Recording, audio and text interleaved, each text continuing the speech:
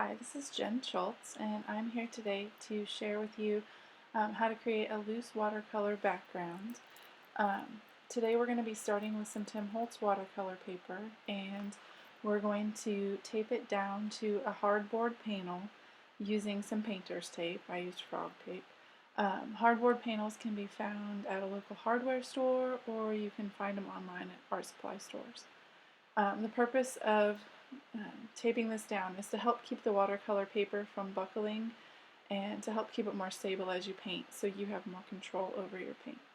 We're going to be using some distress inks today to paint our background. You can use ink from the ink pad, you can use re-inkers like I am. It's up to you. Um, I'm going to first start by spraying my paper with a little bit of clean water using a mister, and then I'm using a number 10 round watercolor paintbrush. And I've diluted my ink just a little bit with some water, and I'm just dabbing the ink onto the wet watercolor paper. The mister um, blotches the water onto the paper and allows the paint to spread in a more unique manner. And as I do this, I'm just changing colors. I've switched to yellow, and I am just painting the yellow next to the orange that I previously painted down. I'm not forcing the two colors to mix. You can still see the dots at this point, but eventually they're going to all blend together.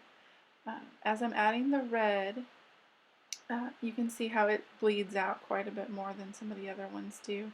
And here in a second I'm going to grab my mini mister again and squirt a little bit more water on top of the paint after I've painted it on the paper. And now I'm just going to set it aside and let it dry. If you have any big puddles of water, you can use a dry paintbrush to soak up the paint so that you don't have large areas that take longer to dry on your paper, and this keeps the puddles from showing later. So now I'm setting that aside to dry, and I started with a white card base, and I'm going to start prepping my die cuts for my project. I'm starting with the Happy Summer banners from Tailored Expressions and the Wispy Grass border die also from Tailored Expressions, and I'm going to die cut the banner out of Oreo cardstock and the grass out of Granny Smith and Pea Pod cardstock. And now I'm just going to set those off to the side for a second. I've stamped the Simply Stamped pineapples from Tailored Expressions onto white cardstock using some Memento inks there, and I used my Misty to help me get everything all lined up. And I did that off camera. You can see there is a stamp set. And now we're going to go back to our watercolor panel, and now that it's had a chance to sit, you can see the change in the colors, and I'm just going to use my heat gun to let that dry. I would usually let it dry a little bit longer on its own. If the water moves around with the heat gun, you probably should let it sit and dry a little more on its own, but it's okay to hit it with a heat gun now. Now I'm going to take some clean water and I'm going to flick the clean water all over the panel and use a paper towel to dab that up. And I'm going to do this 2 or 3 times until I have a texture that I like in the background. And this just removes a little bit of the color to give a little more texture into the background, a little bit more interest back there. And then once that's done, I'm going to take a small round paintbrush and a little bit of red and yellow paint and just kind of flick with the paintbrush on there.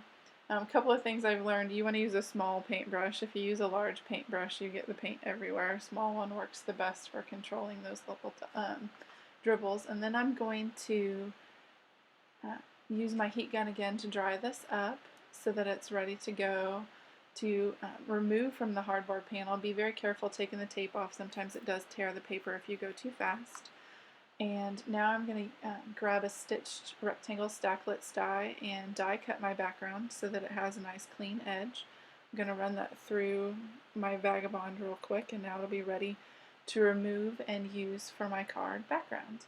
I'm going to go back to all the pieces that I had laid out before, and I'm going to glue down the darker of the 2 green grass dies with just some liquid glue, and I'm going to trim off the edges with a pair of scissors real quick. I'm going to attach the lighter green grass with some foam tape, and I'm just going to trim that piece of foam tape with scissors so that it fits the back of the grass die, and then once that's attached, I'm going to trim off the edges of that too. And this is going to sit flush to the bottom of the card so that it creates a nice little base for our pineapple. I'm going to trim off this little extra, and then I'm going to grab the pineapple pieces and I'm going to pop those up on pieces of foam tape as well and tuck them in between the two pieces of grass border die that are already attached so that the pineapple is sitting in the grass. And I'm just going to quickly take my foam tape backing off of there and attach those.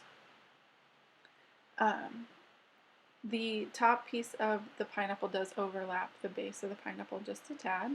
And then I'm going to work with my Happy Summer banners. I'm going to go back in with some liquid glue and attach those banners with liquid glue. I'm a liquid glue girl. I'm not really a big fan of tape glue for some reason, unless it's foam tape, then I love it. So I'm going to pop those on there with just a tad bit of liquid glue, and then I'm going to go through and trim off the edges of the banner so it sits flush to the edge of the background.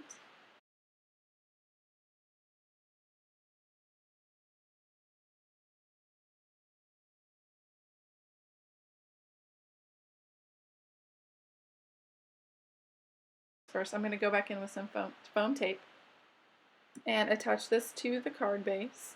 I'm just trimming up this foam tape so it fits neatly on the background. Take the backings off real quick and center it onto my top folding horizontal white card base. And now I'm going to use some clear sequins and some glossy accents to add just a little bit of shimmer into the background. I'm going to carefully place those out, and I usually try to go with an odd number of sequin clusters just to kind of keep things interesting, vary things up a little bit. I love the different sizes of these clear sequins so that it creates a little bit more interest. And then I'm going to use my glossy accents just to attach those down so that they'll stay stuck. Some tweezers are super handy to help manage picking those up and manipulating them around on the card. And then that's it. The card's all done. Now you have a nice, happy little summer card to send to a friend. Thanks so much to Scrapbooking Cards Today for having me today. Happy summer.